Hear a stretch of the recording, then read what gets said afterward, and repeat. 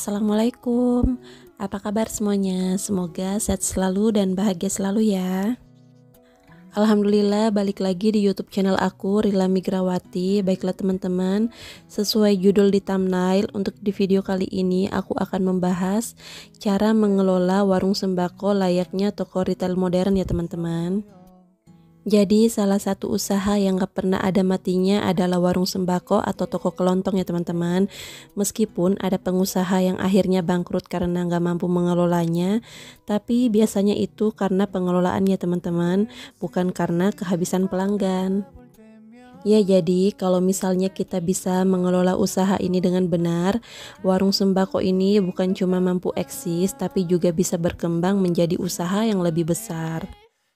Oke, sebelum videonya dilanjut, buat teman-teman yang baru gabung di channel aku ucapkan selamat datang dan salam kenal ya. Perkenalkan, aku Rila, seorang ibu rumah tangga yang juga memiliki usaha toko sembako di rumah. Mohon support channel aku ya teman-teman dengan cara like, comment, share, dan subscribe. Aktifkan juga lonceng notifikasi supaya kalian gak ketinggalan video-video terbaru dari aku. Terima kasih. Oke teman-teman, jadi seperti yang kita tahu di zaman sekarang ini banyak banget yang mencoba peruntungan warung sembako, tapi sayangnya ada juga di beberapa daerah yang warung sembako itu kalah saing ya teman-teman dengan modern mart. Jadi sebenarnya ada 3 hal yang membuat warung sembako tersebut itu bisa kalah saing ya teman-teman. Yang pertama, karena pemilik warung tersebut itu tidak mendapatkan akses ke sumber barang dengan harga yang sama. Yang tentunya pelaku usaha besar lebih mendapatkan harga yang good deals karena bermain dalam part yang lebih besar ya teman-teman. Jadi gak heran kalau misalnya di warung sembako kayak aku gini terkadang lebih mahal daripada harga di minimarket. Kemudian yang kedua, biasanya pemilik warung sembako kayak aku gini tuh kesulitan mendapatkan akses permodalan ya teman-teman.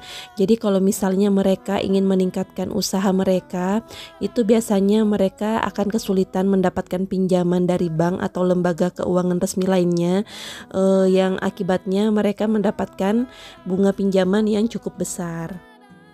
Kemudian yang ketiga itu berdasarkan tata letak dan penampilan toko ya teman-teman. Jadi kayak warung sembako aku gini, tampilannya itu ya seperti ini aja, ditata di etalase, berbeda dengan toko modern mart yang tampilannya itu lebih ditata rapi, terus menggunakan rak gondola, terus lampunya juga terang dan banyak ya teman-teman. Sedangkan kalau warung aku kayak gini kan ya tampilan tokonya seadanya aja, karena kan juga kita meminimalisir biaya listrik.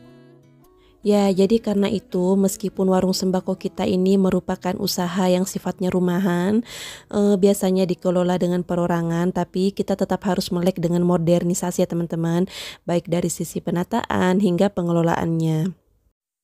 Jadi yang pertama, pentingnya kita untuk memiliki pembukuan ya teman-teman. Yang harus digarisbawahi di sini, maju atau tidaknya usaha kita itu bakal kita ketahui melalui laporan keuangan kita ya teman-teman. Jadi semua usaha termasuk warung sembako kayak aku gini tuh meskipun kecil, tapi kita harus memiliki catatan pengeluaran, pemasukan, dan piutang. Dan untuk yang kedua ini mungkin kalian udah sering dengar ya teman-teman. Jadi penting banget untuk memisahkan antara keuangan pribadi dengan usaha.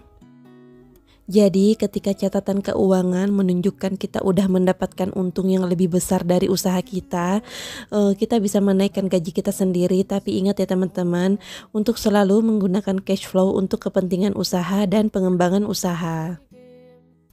Kemudian yang ketiga, jangan stok barang terlalu banyak.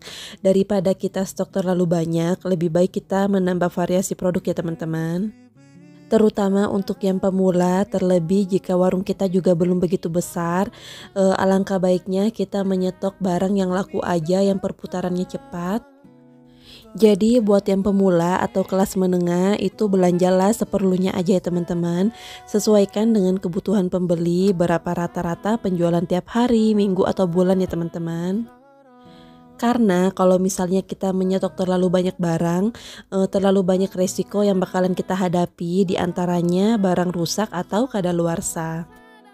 Kemudian yang keempat, jangan lupa sisihkan penghasilan untuk disimpan ketika omset kita stabil ya teman-teman. Jadi kita harus wajib menyisihkan dana untuk pengembangan usaha, terus kita putar kembali penghasilan itu untuk belanja barang atau kebutuhan rutin toko seperti bayar listrik atau gaji karyawan ya teman-teman kalau misalnya ada. Kemudian yang kelima, tunda bermain produk baru yang butuh modal besar ya teman-teman. Kadang ada yang mengatakan bisnis itu ibaratnya judi, kadang harus ada pertaruhan untuk mendapatkan keuntungan yang lebih besar. Tapi sebenarnya bisnis itu harus hati-hati ya teman-teman. Jangan terbawa nafsu untuk keuntungan yang besar, namun mengabaikan resiko yang bisa menghancurkan usaha kita. Kalau misalnya ada barang baru, pastikan dulu ada pembelinya dan berapa minimal penjualan yang hampir pasti. Jika belum ada perhitungan, sebaiknya kita tunda dulu ya teman-teman dan fokus saja pada produk yang sudah jelas-jelas laku. Kemudian yang keenam, minimalkan penjualan secara kredit dan kasbon. Karena kadang penjualan secara kredit dan kasbon itu tidak bisa kita hindari pada saat kita membuka usaha sembako ya teman-teman. Tapi kita harus punya pendirian yang teguh untuk itu. Jangan sampai ada kredit yang macet, karena kalau misalnya itu udah terjadi akan membuat keuangan kita akan menjadi tersendat. Akibatnya kita tidak bisa memutar uang untuk belanja lagi atau untuk mengembangkan usaha kita. Jadi kalau misalnya terpaksa kita harus menerima kasbon atau utang, selalu catat semua transaksi kasbon dan buat kesepakatan dengan pembeli kapan mereka harus membayar. Dan penting banget juga pilih pembeli yang layak diberi kasbon atau kredit. Jangan orang yang mencurigakan atau orang yang baru kita kenal. Karena apabila kita asal memberi utang pada orang-orang, jangan sampai itu orang tersebut itu tidak amanah ya teman-teman.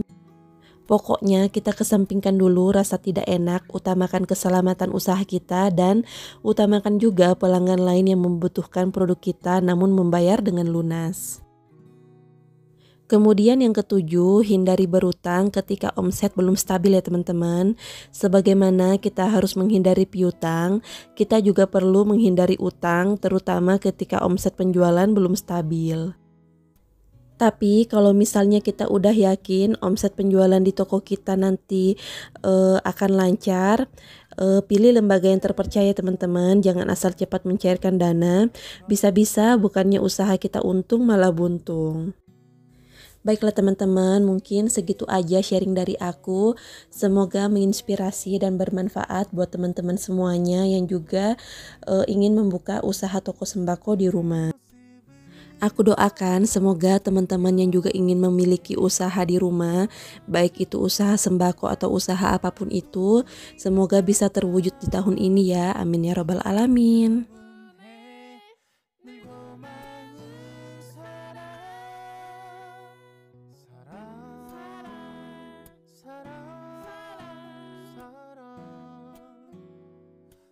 Oh ya teman-teman, bantu aku ya agar channel aku ini bisa makin berkembang dengan cara like, comment, share, dan subscribe. Aktifkan juga lonceng notifikasi supaya kalian gak ketinggalan video-video terbaru dari aku. Terima kasih.